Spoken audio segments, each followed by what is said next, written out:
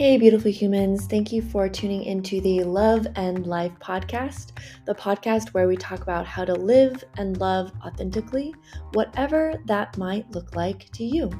I'm your host, Elizabeth Cunningham. Let's dive in.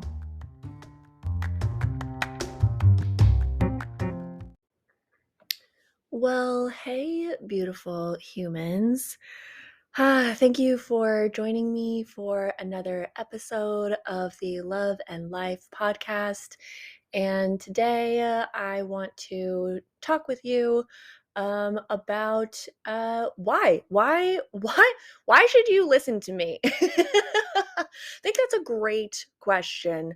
I definitely one of my values in life, which I hope is apparent, is that to question things, to have a healthy amount of skepticism about people, about reality, about what you hear, what you know.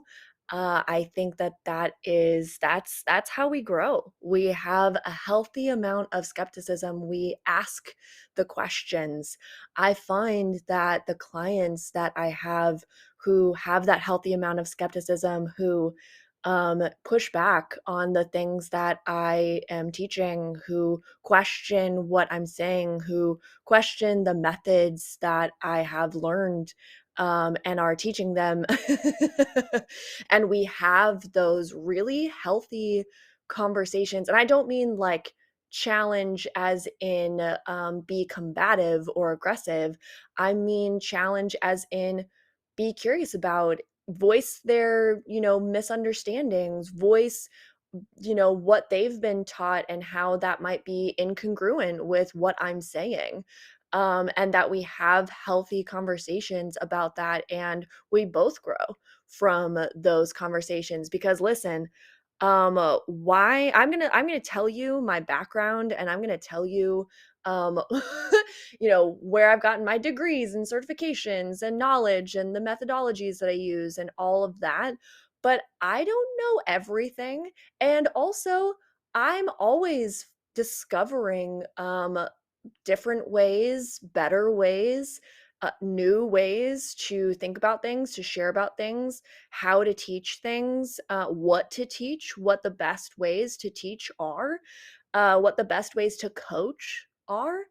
And so I'm constantly evolving, and I tell the people that I work with, my clients, all the time, like when I find better ways, I will tell you, and I will will transition and change. And I think that that fluidity of life and the ability and willingness to change when presented with new or better information is the best way to grow. I truly, truly, truly believe that.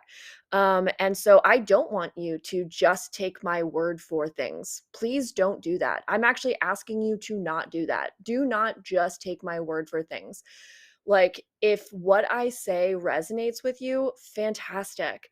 But if what I say makes you question things, also fantastic. Question it. I want, like, let's talk about it. Fantastic. I love that. So here's my background. Here's my background. I have 2 degrees from the University of Kansas in political science and women, gender, and sexuality studies, with an emphasis in religion and a certificate in service learning. And so what all of that means is that basically my degree is in the intersectionality of gender, politics, and religion. And why I got that, and then the certificate of service learning, is that I earned part of my degree through community projects and doing like at the University of Kansas, along with other universities, you can get credit hours for working with the community in the field of study that you are working in. And so I worked with the local domestic violence center to do fundraising and to do clothing drives and to do just different community organization things. And so that's how I earned part of my degree. So I studied the intersection of gender politics and religion, or rather, even sexuality, politics, and religion. And the reason that I chose that field of study is because my primary interest is in gender, sexuality, and relationships and how we relate to one another.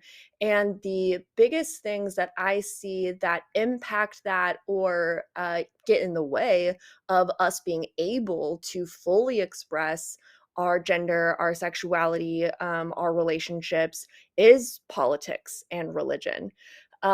Because in politics and religion, there can be dogmatic ways of thinking where if you don't think this specific way, then you are othered, you're wrong, you're persecuted, you're killed. And so, with the threat of being othered, wrong, persecuted, and killed, there is a severe lack of the ability to be fully self expressed in who you actually are. And so that is why I pursued that line of study and why I continue to learn and grow inside of that. And then after I graduated, I volunteered for the local domestic violence center for 3 years. And so I usually say I worked with the domestic violence center because that's basically what I was doing. I was um, working inside of community education and outreach. And so I was giving uh, talks, lectures, creating programs inside of the center and for the community for people ages 5 to 85. And so what that looked like for the younger crew was that we created the me and my colleagues created the young people and teens programs to learn about how to say no, to learn about setting healthy boundaries, to learn about what is a healthy relationship, to talk about bullying, self confidence, self esteem. We talked to Girl Scout troops, we talked to the Boys and Girls Club, we went to after school programs, we talked in sex ed classes, health classes at the local high schools. And then what that looked like, I would also go to the University of Kansas and talk to different gender studies classes about what is domestic violence, how does intersectionality impact domestic violence. So what that means is talking about how does your race, your sexuality, your abilities, your religion, your age, how does that impact and come into play when being in abusive relationships and unhealthy relationships, and the resources that are available to you, given the different intersectionalities that come to play in your life. And then I also talk to people, yeah, like I said, all the way up to 85. So at the center, I would give talks and trainings to volunteers or to community members about domestic violence 101, intersectionality, LGBTQ. I was still in Kansas. And so talking to people about what is the LGBTQ IA plus community, and why is that important to talk about? Why does talking about sexuality make a difference in healthy relationships? And so that was really eye-opening for people. And what I discovered about myself during that time was that I really, first of all, I mean, I already knew this about myself. Like, I love teaching. I love presenting new ideas to people. I love having healthy conversations. Again, feel like a broken record now. But I love having those moments with people where they have those light bulb moments like, "Oh my gosh, I had never considered that before. I'd never thought about it that way before." And what I discovered, hi George. I have my cat here and she's chit-chatting with me too. She's agreeing. um yeah, what I discovered in having these conversations with people, in leading these trainings, these, workshops, lectures, all of those things, is that the feedback that I started to get from people was that not only were they learning new things, but it was actually changing and shifting their life and how they were relating to themselves and the people in their lives. And that was a light bulb moment for me where I realized the power of these new ideas, and I say new ideas, and I mean new ideas in the context of, it's not necessarily a new idea in the world, but when you are sharing something with someone where it is a new idea for them, right?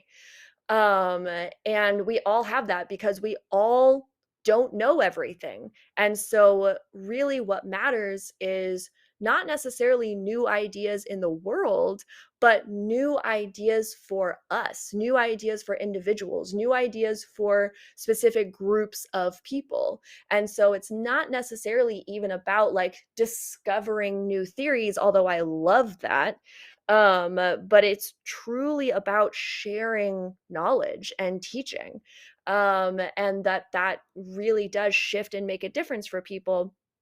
But what I discovered in my 3 years working with the Domestic Violence Center is that, I have these like huge role models in life. And one of the things that they talked about, one of them being Mother Teresa. I've always really looked up to Mother Teresa, like my entire life. She's like a childhood hero of mine.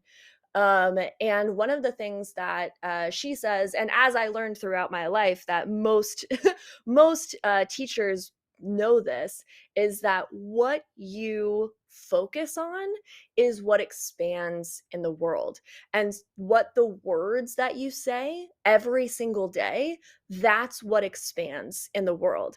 And so that really started eating at me, because what I was talking about every single day was abuse, domestic violence, what people are doing that are hurting each other. I even created a training that's a very useful training, but I created a training talking all about, why do people abuse other people? What is it that has people become abusers?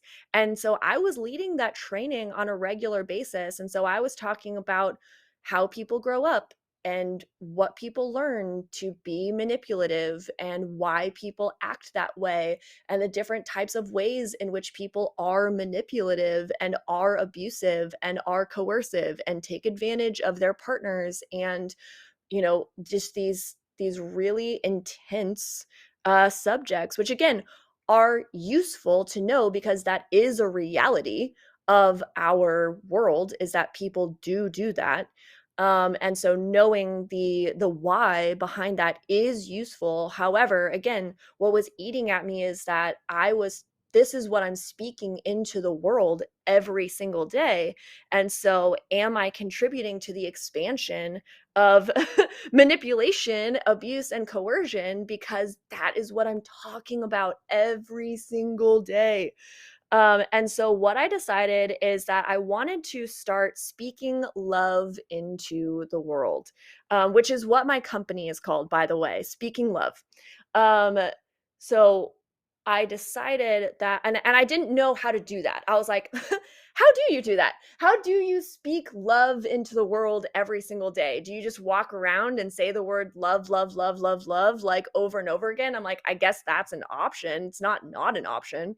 Uh, but I was just like, "Okay, how do I do that?" And at the same time, I moved from Kansas to Seattle. And so I had this amazing opportunity to really start my life with a clean slate. And I one of the things that I discovered in moving to Seattle was I moved in with these 2 women, and they had taken this life coaching course, that was really transformational, for both of them, and it was a transformational life coaching course. It was a 3-day course, and, I ended up taking this course on their recommendation, and, I was like, "Oh my god," like, this I had never been introduced to the world of transformational coaching before, and when it was completely eye-opening for me. It was like a missing puzzle piece because what I didn't know how to do was to translate the knowledge that I was giving people to then, having people, uh, actually use that knowledge in their life in a productive way. Like I told you about those light bulb moments before, and light bulb moments are great. They are awesome. I love them. They are a necessary part of learning and transforming your life. However, if you don't have the tools and the skills to then translate that light bulb moment into actionable steps in your life, then it just becomes a good idea. It was just a good idea that you had at one point that now you don't know what to do with. And that can really eat at a person. I think that most people can relate to that. It can really eat at you that you have this knowledge but you don't know what to do with it. And so when I came across transformational life coaching, I saw this amazing, like, bridge to this problem that I was having. I was like, "Oh my god, transformational life coaching is absolutely a bridge, to this problem." And I had thought about social work, I had thought about therapy, I had thought about going back to school and getting my master's, in one of these areas, because that's also what I knew, at the time. I knew that those were different avenues that you could take, but when I discovered, life coaching, one of the things that I kept hearing in these courses was this this one weekend or this, and I started taking multiple courses. Like I became like a, transformational life coaching junkie. I started taking all of these courses and learning from all of these different people. I just started eating it up, right? And one of the things that I kept hearing from other people was, wow, if I would have had this 3 years ago, 4 years ago, 5 years ago, 10 years ago, how many thousands of dollars would I saved in therapy? Because I think that there is a difference between, and let's be very, very clear. I love therapy, and therapy is amazing, and it has absolutely has transformational, life altering things about it as well. And it is a necessary part of healing for most people to go to therapy. So this is not me like pitting therapy and coaching against one another by any means at all. I have a therapist. I've seen multiple therapists and I love it. And I have clients who also go to therapy, or I have people who come to me for coaching and I actually tell them that therapy would be better for them than coaching. So it just depends on your situation. Okay. There we go. So, but what I was hearing from people is that, if I would have had this knowledge, or if I would have had these tools or this skill, then I would have saved a lot of time, energy, and money in therapy. And so I realized that there was a gap in therapy that life coaching could provide.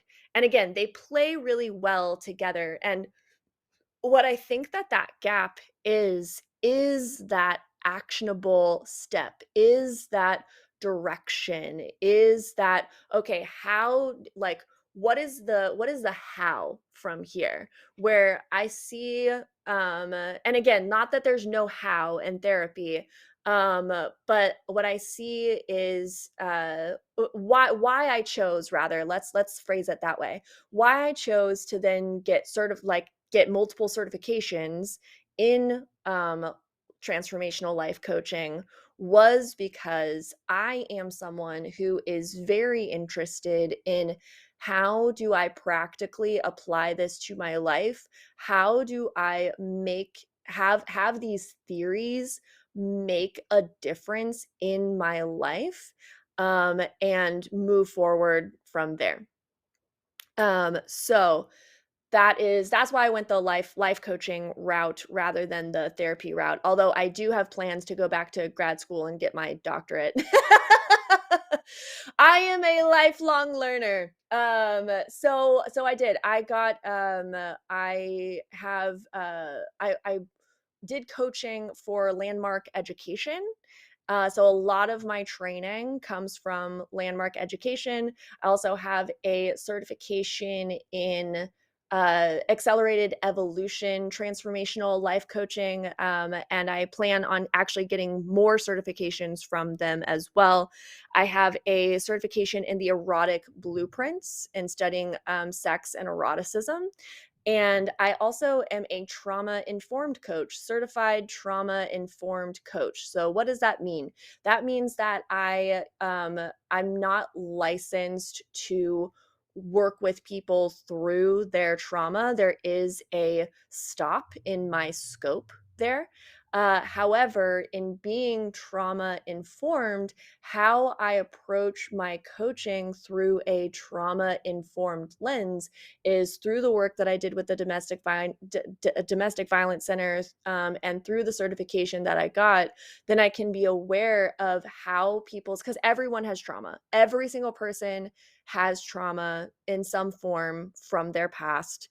And so in looking through this lens, then I can um, work with people with their trauma. And basically, how you learn can be impacted by the trauma that you've had in the past, and the pace at which you learn can be impacted by that as well. And so that's just like a brief overview of that. Anyway, so that's where I come from. And so what I started to do was, I actually started with leadership coaching, and then people who I was coaching knew my background in sexuality, and in my personal life, I had been practicing polyamory since I was 20 years old. And so now at this time, I was, what, 26? And so people knew that I was polyamorous. People knew my background in working with people in relationships and gender and sexuality. And so I just had people start coming to me for coaching in polyamory. And I started to coach them in polyamory, and to use all of the skills, tools, knowledge that I had in coaching, and all of the skills, tools, knowledge that I had in my personal experience in polyamory and gender and sexuality, to help people in navigating their polyamorous relationships. And so at the time of this recording, I am 34 years old. So it's been about 7 or 8 years of developing new methodologies for myself, for using, for learning more. I have learned a lot. I've had a lot of life experience in these past several years, and also, um, what do I want to say about that? Yeah, and now, so the other part of my experience is now working with client experience, either one-on-one or in group, for the past 7 years. And then I've developed my own programs inside of that, and continue to learn outside of my coaching practice and learn with my clients inside of my coaching practice and learn in my lived experience in my life as well, to continue to bring all of those pieces to my clients as well. I think the other thing that is worth mentioning too is that I do not I don't lead anti-racist training. That is not my skill or my area of expertise. But I do trainings inside of anti-racism, decolonizing. That is absolutely something that has been on my radar since college, and it is absolutely, I identify as white and I identify as cisgendered female, and as a white woman living in America, there is a lot of work for me to do in unlearning, untangling my role in racism, my role in colonization, and so therefore my role in anti-racism and my role in decolonization. And so I have mentors and teachers in that area of my life because that is something that is really important to me and something that I continuously learn inside of and will continue to learn inside of as well. For those of you who follow me on social media, that's one of the reasons why in my stories I post a lot of stuff about anti-racism and decolonization, because I believe that as white people and as people in America, that we have a responsibility to learn anti-racism, to be anti-racist, to continue to grow inside of that. I am certainly not perfect in that area at all, which is one of the reasons why I'm really dedicated to learning more, discovering more, and then implementing. Again, my big thing is implementation and action, implementing and putting into action those practices in my life, in my business, with my clients. And so that kind of brings you up to present day. Of course, there's been more stuff that's happened in the past 15 years, 16 years in my personal and professional growth and certifications and degrees and all of that stuff, but that's kind of like the high level overview of that. Okay, I'm going to start to wrap this up. If you have any questions at all for me, please let me know. Let's talk about it. Let's expand upon it. Let's grow inside of all of this together. And I just want to say that I love you. I I'm so grateful for you. I love you and I am so grateful for you. And I hope that you can feel my love, my gratitude, my appreciation, my admiration for you being someone who is also a continuous and lifelong learner and someone who's also interested in making a difference in your life as well, and continuing to grow and expand and to really soak up the life that we have right now. So again, I just love you. I just love you.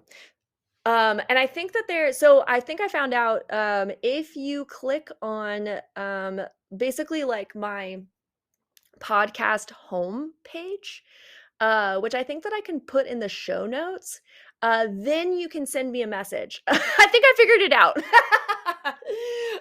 So click on my podcast homepage and you can send me a message or ask me a question.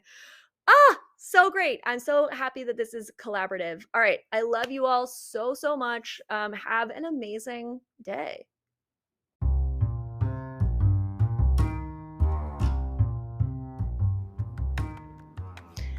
Thank you so much for joining me today. What are your takeaways? What is an action that you're going to take that will have this make a difference in your life? However small, take that action. Don't let this just be a good idea. Make that 1% shift in your life today to live more freely and authentically. If you'd like to learn more about my coaching, my classes, or the events that I host, check out my website at www.elizabethannecunningham.com. Until next time, keep loving.